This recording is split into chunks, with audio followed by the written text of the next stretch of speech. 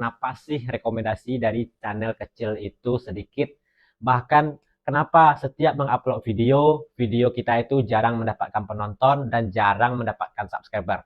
Dari saluran besar saya tidak berlangganan. Jika saya menginginkan jam tangan ini, tunjukkan saluran kecil yang tidak akan saya temukan sendiri. Dengan saluran kecil, kami memiliki lebih sedikit informasi tentang siapa audiens untuk saluran itu. Jadi, lebih sulit untuk menemukan pemirsa yang tertarik dengan video tersebut.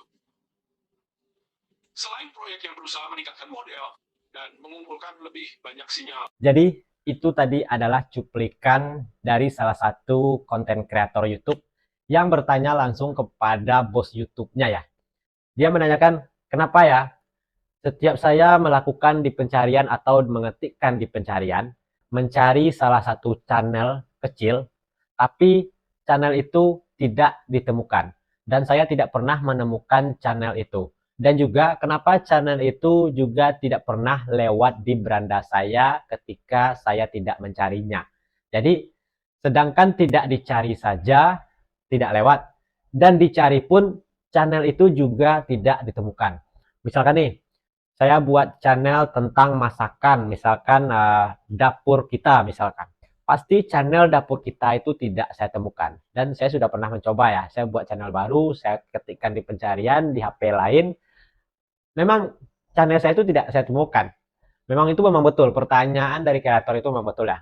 Nah, apa jawaban dari bos YouTube tersebut?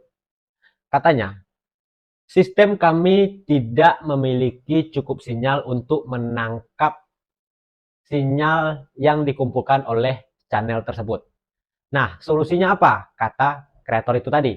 Katanya, silakan kalian buat video sebanyak mungkin dan video itu bermanfaat buat orang lain sehingga video tersebut sudah pernah ditonton oleh orang lain sehingga sistem kami bisa mengumpulkan data yang bisa membuat channel itu bekerja rekomendasinya. Nah, jadi di situ bisa disimpulkan ini jawaban dari bos YouTube-nya langsung ya. Jadi bos YouTube itu menyarankan buatlah video sebanyak mungkin. Jangan terlalu fokus dengan subscriber. Karena subscriber juga tidak menjamin ya. Banyak pun subscriber kalian kalau video kalian itu masih sedikit. Dan tidak ada manfaatnya, tidak ada fungsinya, hanya video biasa-biasa saja. Tentunya rekomendasi juga tidak akan bisa membaca kemana arah dari channel kalian tersebut. Nah, jadi bos YouTube itu mengatakan, buatlah video sebanyak mungkin, sehingga rekomendasi kami, sistem rekomendasi kami bisa membaca channel tersebut. Misalkan syarat dari rekomendasi itu bekerja, misalkan 100 video. Nah, sedangkan kita baru punya video 50 atau 80. Ataupun kita sudah punya video 100. Tapi di antara video 100 itu, adakah video teman-teman itu yang memiliki manfaat kepada penonton, misalkan entah itu informasi, hiburan, atau segala macam. Intinya, video yang bisa membuat orang betah menonton di video kita. Nah, makanya bos YouTube itu tadi menyarankan agar membuat video satu tema. Apakah video tema campur-campur itu dilarang? Tidak.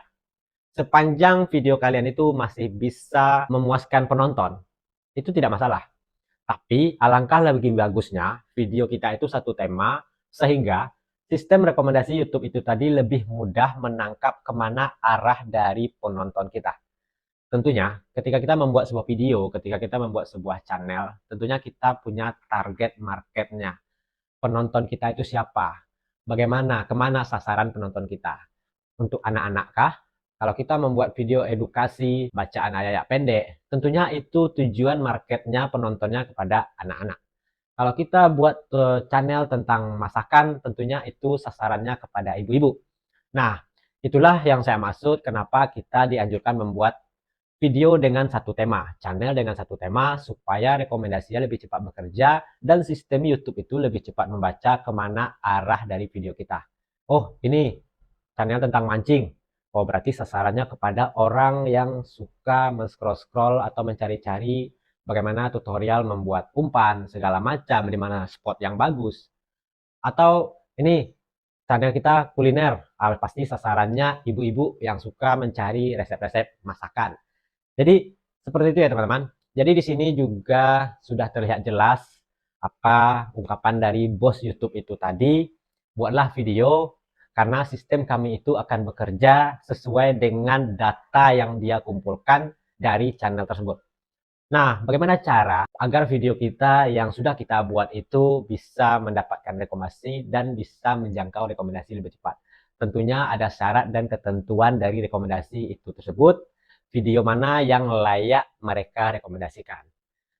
Ada beberapa langkah atau syarat yang harus teman-teman perhatikan untuk video teman-teman ya. Yang pertama, pada bagian thumbnail. Itu adalah kunci utama syarat teman-teman bisa mendapatkan rekomendasi pada channel teman-teman. Kenapa saya katakan thumbnail? Karena thumbnail adalah pintu utama ketika penonton men-scroll-scroll beranda YouTube, yang akan mereka lihat itu adalah yang pertama adalah thumbnail, bukan judul. Judul adalah hal yang kedua. Karena thumbnail adalah tampilan yang lebih besar yang akan bisa terlihat langsung oleh si penonton. Setelah thumbnailnya terlihat, barulah mereka akan membaca judulnya. Jadi thumbnail lah pintu utama. Makanya saya sarankan jangan membuat video itu hanya sekedar upload, tapi buatlah thumbnail sebagus mungkin. Bagus dalam arti kata bukan desainnya itu bagus ya. Kita boleh membuat thumbnail simple. Intinya tulisan dari thumbnail itu lebih mudah dibaca. Dan tampilan gambarnya juga lebih jelas dengan ada identik warna tersendiri, sehingga ketika besoknya uploadan video terbaru kita lewat lagi di beranda orang itu, kita sudah memiliki ciri khas warna thumbnail misalkan, atau tulisan yang kita gunakan untuk thumbnail kita tersebut, sehingga penonton lebih cepat menandai ciri khas dari thumbnail kita tersebut. Nah, setelah thumbnail kita berhasil membuat penonton penasaran dan mengklik video kita, lalu masuk kepada bagian video. Apakah video kita itu bagus? Apakah menarik? Membuat penonton puas?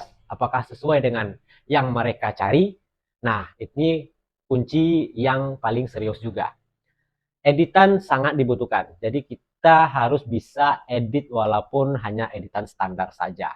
Setidaknya kita bisa menempatkan bagian-bagian yang membuat penonton penasaran di awal video, supaya penonton tidak kabur ketika di awal video menonton video kita. Buat penonton bertahan dengan cuplikan-cuplikan di awal video. Nah, setelah itu, tentunya ketika penonton puas, mereka akan memberikan komentar dan juga akan memberikan like. Nah, setelah itu barulah syarat rekomendasi untuk video teman-teman itu terpenuhi dan akan dibaca oleh sistem YouTube sehingga akan disebarluaskan. Oke, semoga penjelasan kali ini bisa bermanfaat buat teman-teman semua. Sampai jumpa di video berikutnya. Assalamualaikum warahmatullahi wabarakatuh.